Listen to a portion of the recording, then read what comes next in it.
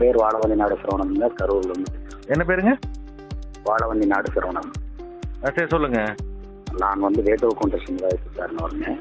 சொல்லுங்க நண்பா. நீங்க ஒரு போராட்டம் அறிவிச்சிருக்கிறத பார்த்தேன். உண்மையிலேயே சந்தோஷமான ஒரு நிகழ்வு, ஒரு நல்ல ஒரு முன்னெடுத்திருக்கிறீங்க. வாழ்த்துக்கள். ரொம்ப நன்றிங்க. உண்மையிலேயே இது அவசியமான போராட்டம் தான். ஏன்னா அனைத்து சமுதாயத்துக்குமே ஒரு அவசியமான ஒரு நல்ல விஷயத்தை தான் நீங்க எடுத்து பண்ணிருக்கிறீங்க. கண்டிப்பாங்க. யாருமே எங்களுடைய சமுதாயத்தின் சார்பாகவும் இதுக்கான வாழ்த்துக்களை உங்களுக்கு தெரிவிச்சுக்கிறோம். உண்மையிலேயே நல்ல போராட்டம், வெற்றியடைய உண்மையாலுமே எல்லாம் வல்ல இறைவன் உங்களுக்கு எல்லா இடத்துலயும் துணை புரியணும் அப்படிங்கறத தெரிவிக்கணும். ரொம்ப நன்றிங்க. உங்களுக்கு ஒரு கூப்பிட்டு வாழ்த்து சொல்லணும்னு தோணும். ரொம்ப நன்றி. என்ன கோத்தரா ரயில் மோடி நிலையே இருக்கு, எல்லாமே இருக்குங்க. அதெல்லாம் எல்லாமே இருக்குங்க. அதை தாண்டி நீங்கள் எடுத்திருக்கக்கூடிய செயல் உண்மையாலுமே எல்லா சமுதாயத்துக்குள்ளும் இந்த பாதிப்பு இருக்குது. எல்லா நிறைய இதனால பாத்தீங்கன்னா ஆணவ கொலைகள் நடக்குது. ரீசெண்டா திருநெல்வேலியில பாத்தீங்கன்னாக்க ஒரு லவ் பிரச்சனை. சரிங்க. அந்த பொண்ணோட அப்பா அம்மா அந்த பையனை காலில் விழுந்து கெஞ்சுறாங்க, என் பிள்ளைய விட்டுருங்க அப்படின்னு. ஆனா நம்ம காவல்துறை என்ன பண்றாங்கன்னா அந்த பொண்ணோட அப்பா அம்மா அந்த அண்ணன் மேல SC/ST கேஸ் போட்டு ரிமாண்ட் பண்ணிடுறாங்க. பாத்தீங்களா? அதான் இதுதான் இது இந்த அதாவதுங்க, இது உண்மையாலுமே ஒரு இத்தனைக்கு பாத்தீங்கன்னா திருநெல்வேலியில பாதிக்கப்பட்டது நாடார் சமுதாயங்க. இப்ப நம்ம எல்லாத்துக்கும் பொதுவா தான் எடுக்கிறோம்.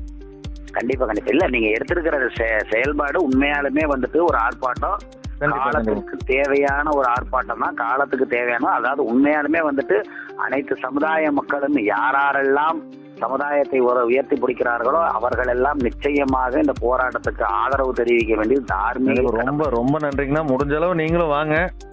கண்டிப்பா கலந்துக்குங்க. வாய்ப்பு இருந்தா நிச்சயமா கலந்துக்க. இல்லாட்டி எங்கள் சார்பாக யாராவது பிரதிநிதிகளை உங்களுக்கு தாட்டி விட்டு கண்டிப்பா, ஏன்னா நான் சென்னையில இருக்கேன். உண்மையாலுமே அதை பார்த்தோன்னே எனக்கு உங்களை கூப்பிட்டு பாராட்டணும்னு தோணுச்சு. ஒரு நல்ல விஷயத்த எடுத்திருக்கிறாரு அப்படிங்கும் போது அவருக்கு நம்மளுடைய ஆதரவை கொடுக்கறதுங்கிறது ஒரு அவங்கள இன்னும் களப்பணியில இன்னும் வேகமாக செயல்படுறதுக்கு ஒரு ரொம்ப நன்றிங்கண்ணா. ரொம்ப நன்றிங்கண்ணா. உங்களை மாதிரி ஆளுநர் மோட்டிவேட் பண்ணாதான் என்ன சிறப்பா பண்ண முடியுங்க. கண்டிப்பாங்க. ஏன்னா இது உண்மையாலுமே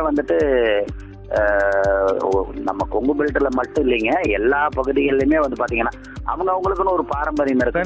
கண்டிப்பாங்க. இப்ப பாத்தீங்கன்னா அதனாலதான் பாத்தீங்கன்னா தெற்கு சைடுல இருந்து பாத்தீங்கன்னா இந்த வேலையர் மக்கள் கட்சி வர்றாங்க, அதே மாதிரி நம்ம பனங்காட்டுப்படை கட்சியில இருந்து வர்றாங்க. கண்டிப்பா எல்லா சமுதாயத்தையும் மிக்ஸ் பண்ணி தான் இருக்கிறாங்க. இப்ப தேவர் சமுதாயத்துல இருந்து வர்றாங்க. இப்ப நாம மட்டும் பண்ண கிடையாதுங்க. இந்த கொங்கு நாடு மக்கள் எழுச்சி பேரவைங்கிறதே பாத்தீங்கன்னா கவுண்டரு, வன்னியர், தேவர், செட்டியார், முதலியார், வேட்டுவ கொன்று எல்லாருமே தான் ஒருங்கிணைச்சு தான் கொண்டு போறாங்க. கண்டிப்பாங்க. தனிப்பட்ட முறையில் கவுண்டர்களுக்காக மட்டும் கொண்டு போகல.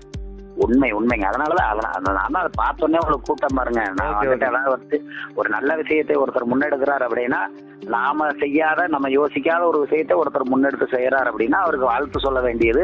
அதுவும் இல்லாம காலத்துக்கு தகுந்த ஒருனது.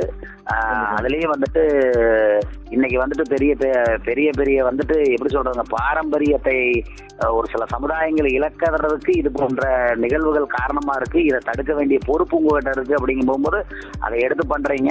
நீங்க உண்மையாலுமே நான் பேசின ஒரு 2-3 வீடியோ நான் பார்த்திருந்தேங்க. அதுல பதிவுகள் கூட நான் பார்த்தேன்.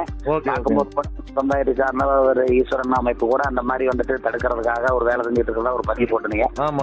இதெல்லாம் வருத்தத்துக்குரியதுதான். ஏன்னா அவர்கள் நீங்க ஒரு கேள்வி கேட்டிருந்தீங்க, நீங்க எடுத்திருந்தா நான் ஏன் எடுக்க போறேன் அப்படின்னு. கரெக்டான கேள்விதான். ஏன்னா ஆட்சி அதிகாரத்துல எல்லா இடத்துலயும் பங்குல இருக்கிறவங்க அவங்க இன்னும் எளிமையா இன்னும் வலிமையா பண்ணிருக்கலாம்.